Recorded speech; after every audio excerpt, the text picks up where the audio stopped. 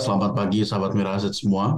Hari ini kita ada update mengenai results daripada first quarter 2023 daripada Harum Energy yang memang baru keluar data operasional dan juga earnings-nya itu kemarin ya. Oke, bisa kita mulai. Iya, jadi secara overall, memang kalau misalkan kita melihat daripada net profit Harum di first Q 2023 ini dicetak sebesar 103 USD million, di mana ini kenaikannya memang secara Q on Q 60% dan secara year on year 60%. Terlihat memang cukup baik ya dibandingkan dengan tahun lalu dan ataupun kalau kita bandingkan dengan peers yang under our coverage terkait dengan emiten-emiten coal.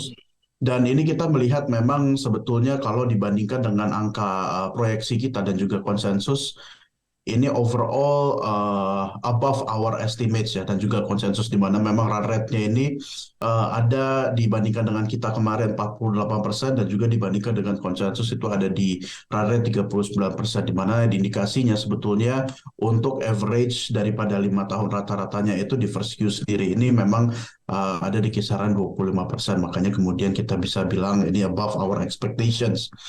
Jadi kalau misalkan kita melihat apa yang menjadi drivernya, memang kalau misalkan kita melihat dari revenue, ini secara Q on Q dan juga year on year naiknya cukup signifikan. Tapi perlu diingat memang ini drivernya adalah salah satunya adalah sales volume yang di di fourth Q 2022 kemarin ada reschedule jadi untuk di shift schedule untuk penjualannya di di kuartal ini. Makanya kemudian untuk secara Q on Q-nya naiknya cukup signifikan. Dan untuk daripada secara year on year-nya, ini kita juga melihat kemarin sebetulnya ada dampak daripada low base yang didasarkan oleh adanya temporary ban di first Q 2022 kemarin. Jadi memang kalau misalkan kita melihat revenue daripada Harum ini sendiri, selain daripada sales volume yang memang naiknya cukup signifikan, itu ada juga dampak daripada ASP yang memang dibandingkan dengan pemain batubara under our coverage, itu ASP-nya penurunannya tidak setajam daripada pemain-pemain batubara lainnya, di mana kalau misalkan kita lihat ini ASP-nya itu turun secara Q on Q kurang lebih 3%, kemudian secara year on year juga 4%. Dan ini relatively didukung oleh karena kualitas daripada high CV batubara Harum ini sendiri juga memang kualitasnya lebih baik sehingga memang ini juga mensupport penurunan daripada ASP yang tidak setajam daripada industri. Kemudian kalau kita misalkan melihat daripada biayanya, ini dari segi biaya memang ada kenaikan secara year on year, namun juga penurunan secara Q on Q. Ini relatif sama dengan yang terjadi di industri, itu kenaikan daripada royalty rate, dan ini menyebabkan kenaikan secara year on year. Kemudian namun secara Q on Q, ini sudah lebih baik karena stripping ratio daripada Harum ini juga lebih baik sekarang. Memang overall kita melihat secara margin itu sendiri ke squeeze sedikit terkait dengan tadi yang cash cost ataupun biaya yang naik cukup dalam. Tapi kemudian dari segi penjualan dan juga ASP yang tidak menurun secara tajam dibandingkan dengan industri, overall margin juga masih relatif lebih terjaga dibandingkan dengan pemain-pemain di industri lainnya. Next. Ya, jadi kalau misalkan kita melihat daripada outlook di second Q 2023 ataupun ke depannya, ini kita melihat sebenarnya untuk global demand ini kita tahu ya, di mana kalau misalkan Cina sendiri ini pertama sudah stoknya terkait dengan batu baranya ini sudah meningkat, dan ini juga terkait dengan memang karena mereka juga sudah restocking dari mulai awal tahun ataupun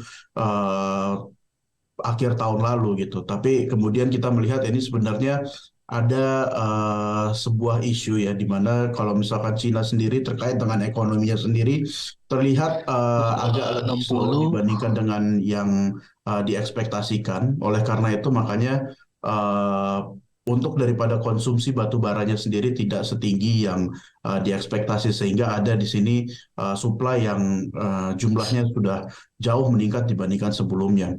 Sehingga apabila kita kaitkan dengan Harum sendiri, di mana memang kontribusinya ini salah satunya yang paling besar terhadap pendapatan Harum untuk penjualan coal-nya, ini kita expect akan ada adjustment sedikit terhadap demand dari Cina itu sendiri terhadap batu bara Harum. Dari segi produksi itu kita melihat di 2023 di second Q itu memang salah satu mining site Harum yaitu KUP itu akan beralih menjadi ke SBB karena itu akan ditutup ya gitu.